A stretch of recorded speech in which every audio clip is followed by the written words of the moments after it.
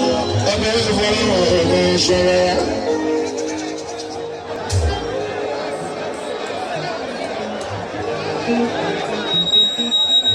Ipa Gani Adams. Ààrẹ Ẹ̀dọ̀ká Káfò. Olórí ẹ̀kọ́ nọ́mbà wọn pátápátá APC ìpínlẹ̀ Yọlámi.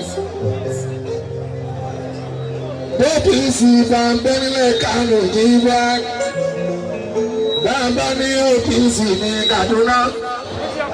Ọmọ Yorùbá tó ń gbé máa dòdò yìí tábàdẹ́gbẹ́ ìsílẹ̀ ẹ̀kúnlẹ̀ bá sọ. Bàbá ní ọmọ Yorùbá tó gbójú pé àtọ́wọ́tọ́ ló gbẹ́gbẹ́ ìsílẹ̀ ẹ̀kúnlẹ̀ nígbà tó ṣẹlẹ̀ ìtara ìyá. Bàbá ọmọ Yorùbá tó torí ọ̀pọ̀ èjì ìjìbọ̀lá tó bá lè gbẹ́gbẹ́ ìsílẹ̀ ní Taraba State ètò. Ipa Gani Adams ni ọ̀gá mátámátá ààrẹ ọ̀nà gẹ́gẹ́ fò ṣéun nọ́mbà wọn ìgbà sí èrè àgàtà ọjọ́ gbogbo wa.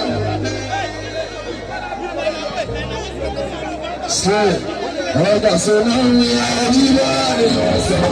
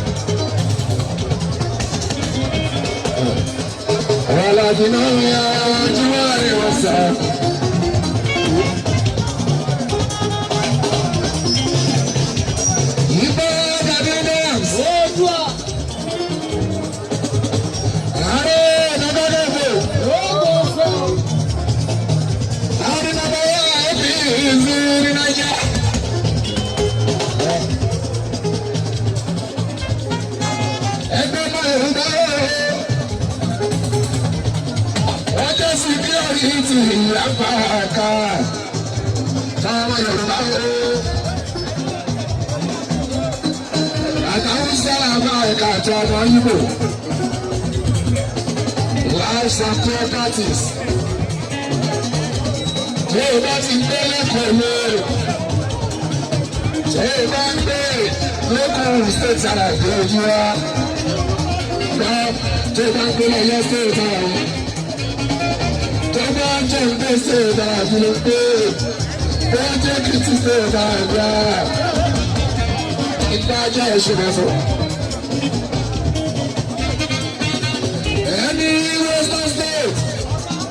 Ilé ẹsẹ̀ ẹ̀ṣẹ̀ ṣe dáńgbé.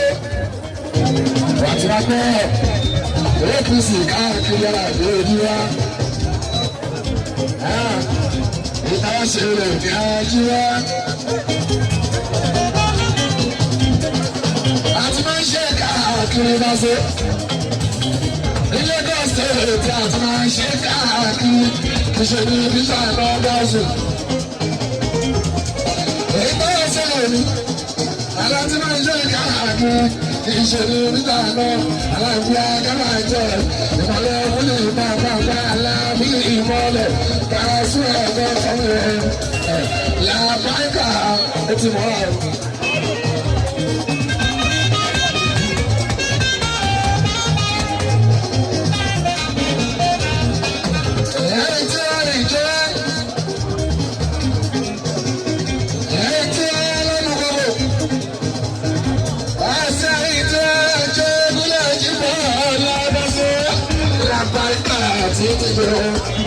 Ọmọ ya máa bì ìtẹ́ni kọ́pẹ́ ìbá síláàtò òtúkọ́ ní wọlé rẹ̀ alábìnà ọ̀rọ̀ lásọ̀rọ̀ ọ̀mọ̀tò lórí ìjọba ọ̀sẹ̀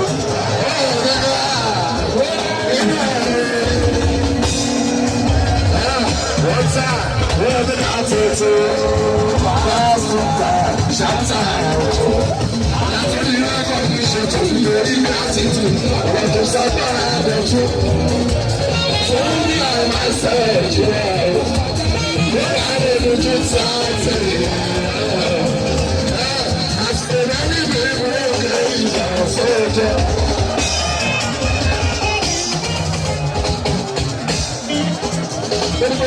lé àsìkò. Ẹgbẹ́ kì í sí ìjọba.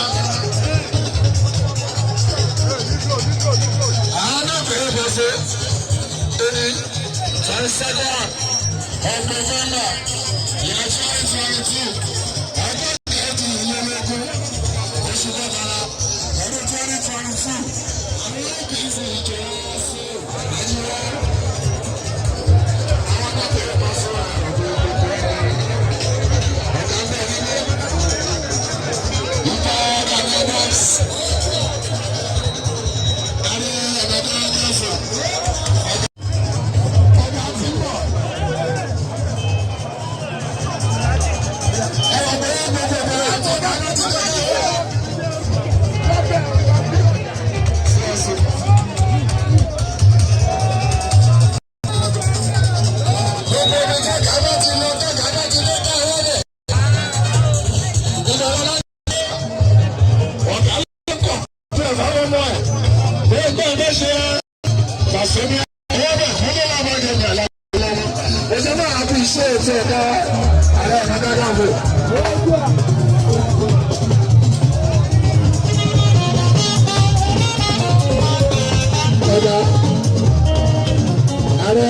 ọ̀nà Kakanfò ìgbà Gani Adams gbogbo ọ̀gá bá ń lọ dábà bó ṣe ló kọ́ báyìí lọ́jọ́ máa kọ́ pọ́sẹ̀ fún ọdẹ pàṣẹ ní ẹ̀kọ́ ẹ̀sùn màmí àti ìdágúwà wọ́n ní máa dúpọ̀ ọgbà àmàkà ìlọ́wọ́ rẹ̀.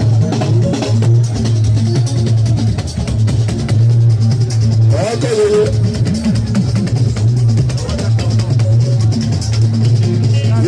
Gani Adams ẹni kú káàtẹ́kù ẹni fá tààrẹ ẹni kú sẹ́nu ní ìfẹ́ yíyá ibi ẹ̀sìn ńlá oṣù jùlọ àná ìjọ bẹ́ẹ̀ ẹ̀rọ náà máa ń yàrá àfúrápá ọlọ́run ààrẹ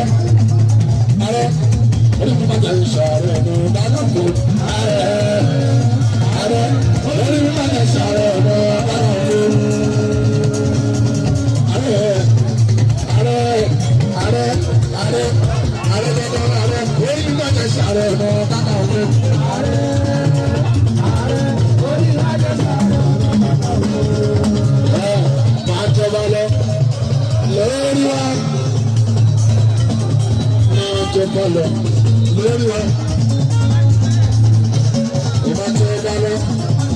Lórí wa, ìgbà Gani Adams máa jọba lọ lórí wa.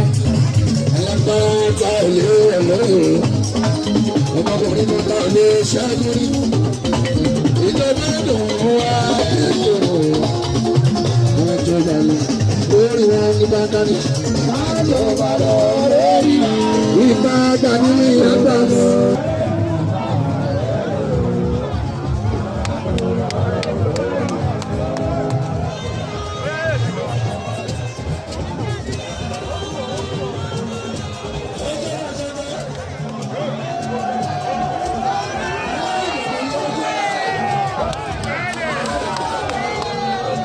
Thank